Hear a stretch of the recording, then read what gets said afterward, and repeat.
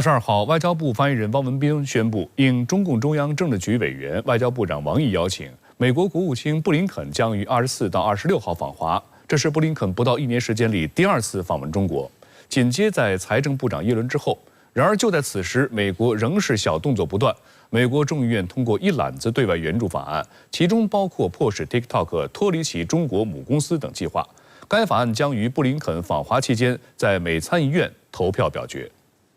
根据美国国务院官网介绍，布林肯此行将在上海和北京两地与中方高级官员会见，有3个主要目标：第一，在关键问题上取得进展；第二，明确直接地传达对双边、区域以及全球性议题的关切；第三，负责任地管理竞争，以免导致误判或冲突。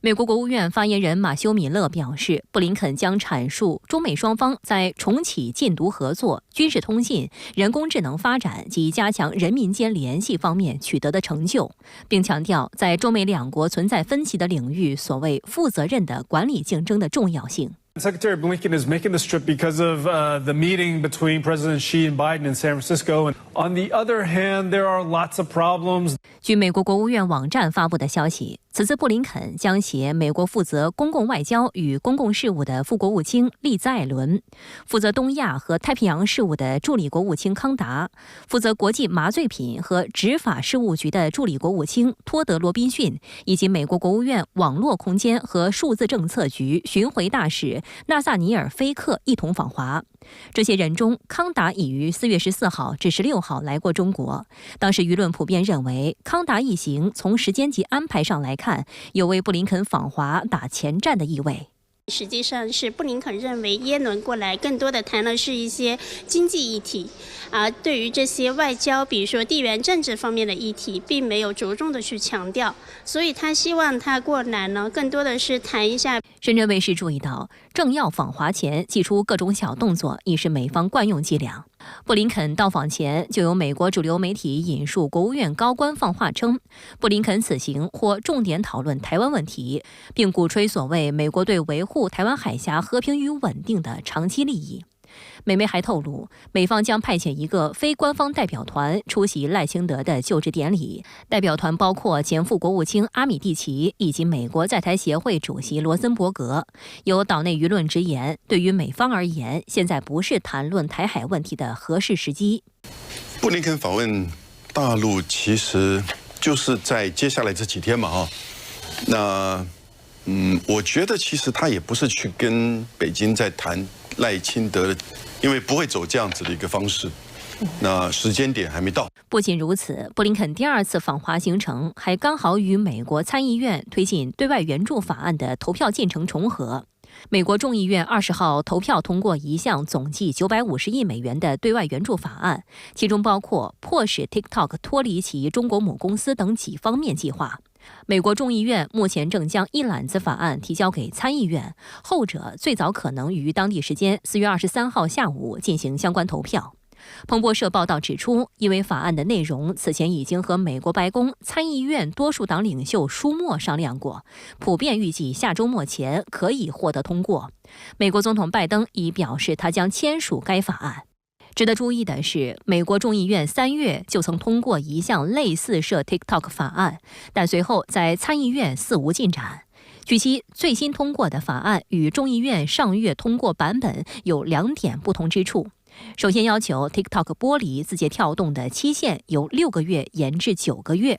其次，若是期间谈判出售有进展，则更可延长3个月。这意味着把字节跳动出售 TikTok 的最长期限或可延长大约1年，在美国总统选举之后。TikTok's not going away before November. Well, here is the. So that means it's an active threat. There is plenty of creativity on TikTok. There are people that make their living off of TikTok as social influencers. I don't want that to go away. 现在他把半年的时间延长到1年，更多的其实他也是在有意的去避开大选这个节点，因为法案如果说在下周或者近期通过的话，很可能会影响他年轻选民。分析人士认为，这些举措将美国对华政策的两面性体现得淋漓尽致。一方面，面对选举压力，拜登想在对华政策上实现利益最大化，他将所谓稳定的两国关系视为其外交政策的一大政绩。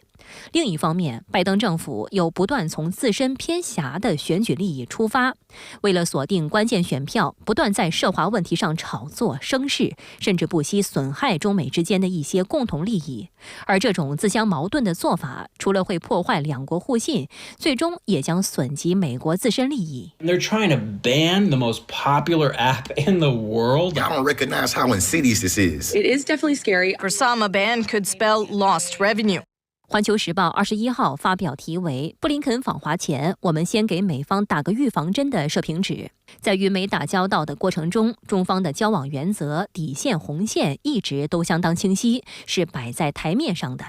中方乐于通过对话推动中美关系稳下来、好起来。但同时，中国人最讲究礼尚往来，对话必须建立在相互尊重和平等的基础上。美方不能一方面处心积虑遏制打压中国，损害中方正当权益，另一方面又指望中方在他有需要的议题上支持配合。And so the disengagement also cannot be easy. And that is the reason why an attempt is being made to sort of triangulate the relationship in a manner that the rivalry and the competition can be handled in a better manner. Anthony Blinken,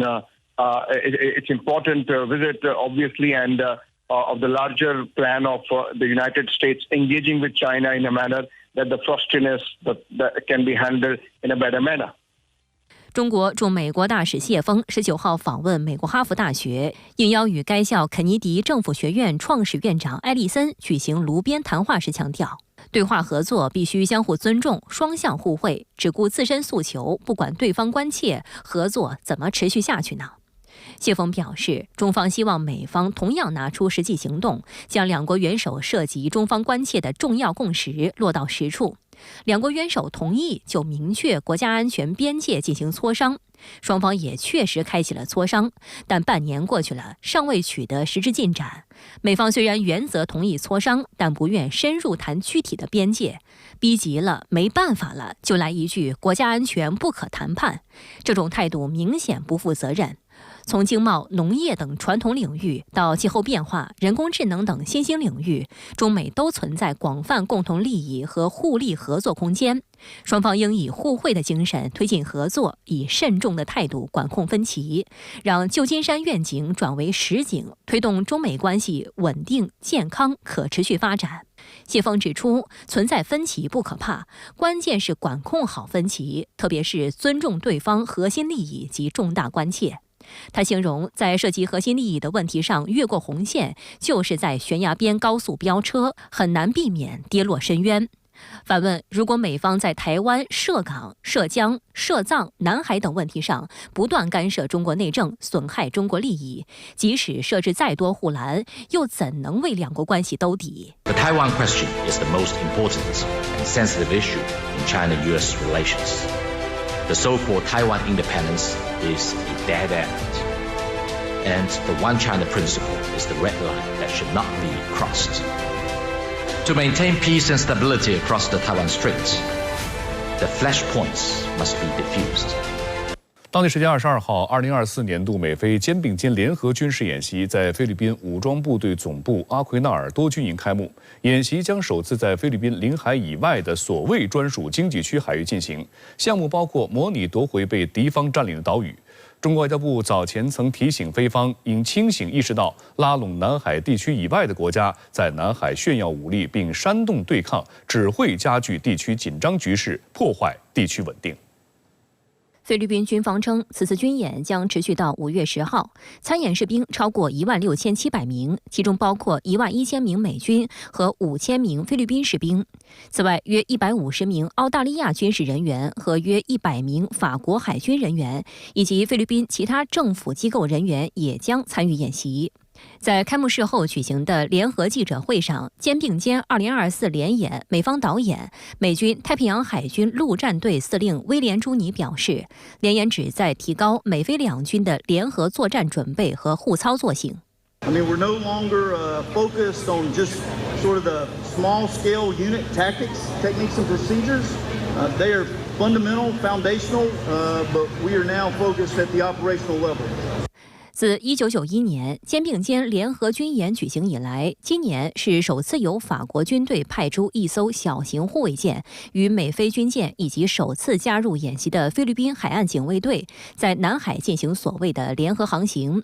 这次演习被视为史上规模最大的一次，也是首次在非方领海以外的海域举行军演。演习科目涉及海事安全、航空和导弹防御、导弹攻击及网络防御等方面。项目包括模拟夺回菲律宾最北端被敌方占领的岛屿。据报道，该演习地点位于面向南海的菲律宾巴拉望省西部，靠近中国台湾岛，其中最北端的雅米岛距离台湾仅约140公里。此外，在击沉演习部分，此次演习的击沉目标选定为退役的菲律宾海军补给舰卡里拉亚湖号。资料显示，卡里拉亚湖号原名为拉普拉普号，系中国浙江台州中兴造船厂建造，最初是菲律宾国家石油公司用于油料运输的船只。该船于2014年被捐赠给菲律宾海军，成为菲海军第一艘补给舰。后于2020年退役，可算是菲律宾唯一的中国造海军资产。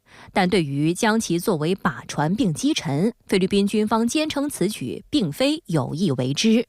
非武装部队发言人巴迪惹上校21号表示，肩并肩联合军演与菲律宾和中国在南海问题上的紧张关系无关。他将这次军演称作是一项旨在加强防御能力和联盟的年度活动。他还明确表示，此次演习并未与任何特定国家的行动挂钩，它的主要目标是加强参与国之间的集体安全和准备。美菲的这种南海军事演习规模日益的扩大，演习的科目呢日益的实战化，实际上反映的是美国在南海的这种战略的需求，是一种南海在这个南海问题上遏制中国的这样的一种战略需求，而不是去回应菲律宾的所谓的南海的这种利益的需求。此次肩并肩联演还有另一个重点，后勤演习，包括测试空运美国海军标准6型防空导弹系统的可行性。外界注意到，这是标准6导弹近期第2次亮相美菲联演。本月11号，美国低风武器系统被部署在菲律宾吕宋岛北部，参与为期2周的歼盾24美菲陆军联合演习。此次是这套新型陆基导弹系统首次在第一岛链亮相，每个发射器配备4单元垂直发射系统，能够发射对陆攻击型标准6导弹和战斧巡航导弹。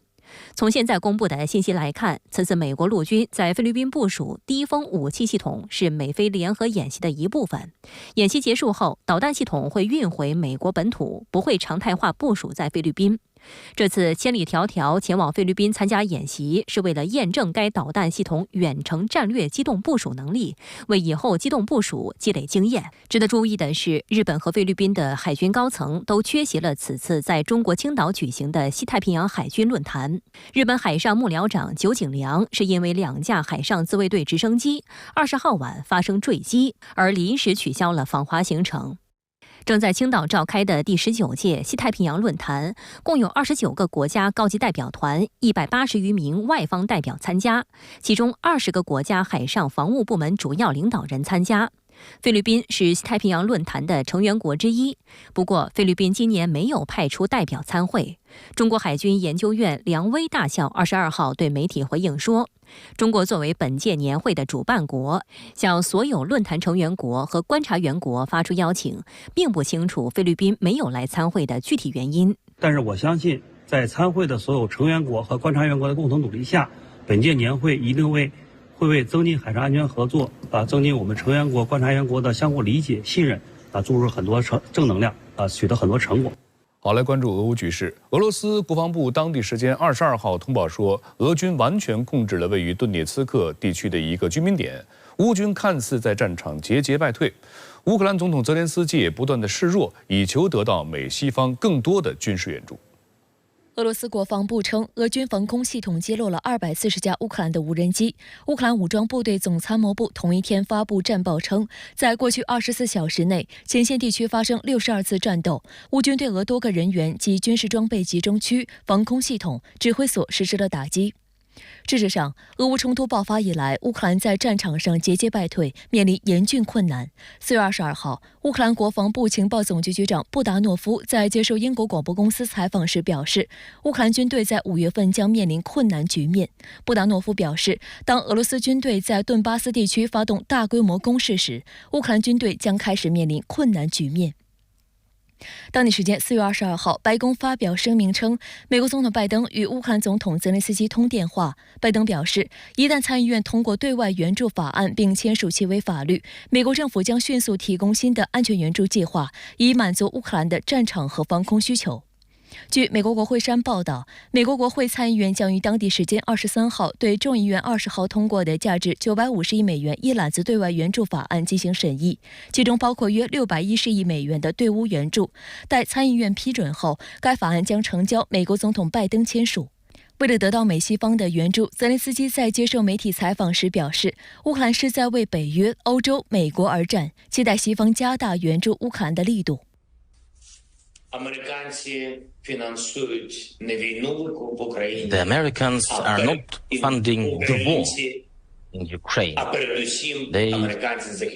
first and foremost protect freedom and democracy all over Europe. And Ukraine is fighting, and Ukraine is sending its best sons and daughters to the front line, and it reduces the price for all Europe, for all NATO. It reduces the price for everyone, including the US as the leaders in the NATO.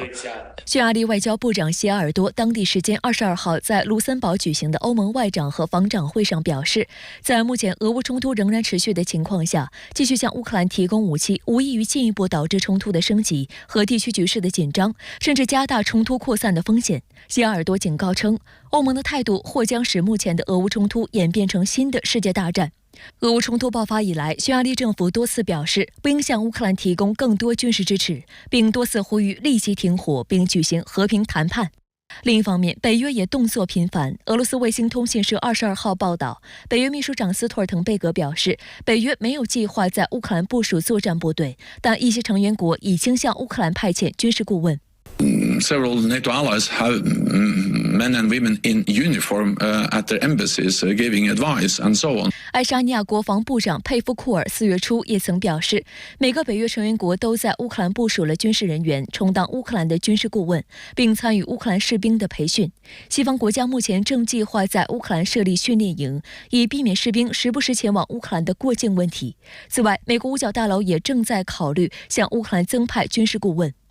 当地时间4月22号，波兰媒体刊发了一篇对总统杜达的采访。杜达在采访中表示，如果北约盟友决定在波兰领土上部署核武器，作为核共享的一部分，为加强北约东翼安全，波兰已做好准备。杜达还透露，波兰和美国关于核合作的讨论已有一段时间。针对波兰总统杜达有关核武器言论，俄罗斯总统新闻秘书佩斯科夫表示，如果北约核武器出现在波兰境内，俄军方将评估形势并采取所有必要措施，以保障俄罗斯安全。Военные, разумеется, будут анализировать в случае реализации таких планов, будут анализировать ситуацию и в любом случае будут делать все необходимое, все необходимые ответные шаги с тем, чтобы гарантировать нашу безопасность. 值得一提的是，美国近期也有意敲打以色列。美国消息人士透露，预计美国国务卿布林肯将在几天内宣布对以色列国防军一支部队实施制裁，原因是该部队在约旦河西岸侵犯人权。如果美国做出制裁决定，将是美国首次对以色列军事单位实施制裁。以色列对此反应强烈。以色列总理内塔尼亚胡21号誓言要为受制裁的以军部队抗争到底。אני אגן בחירוף נפש על צה"ל, על הצבא שלנו ועל הלוחמים שלנו.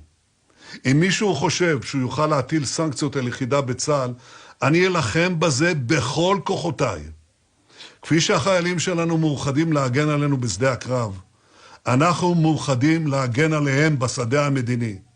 以色列国防部长加兰特战时内阁成员甘茨当地时间21号晚间与布林肯通话。以色列方面称，通话目的是为了劝阻布林肯不要发布制裁。但美国国务院发布的通告中却完全回避了这一话题。有分析人士指出，美国一边摆出努力阻止中东局势升级的姿态，一边继续推动对以色列的军事援助，凸显其虚伪面目。中东当前局势是加沙冲突升级的外溢效应所致，也是美国长期以来对以色列偏袒纵容的结果。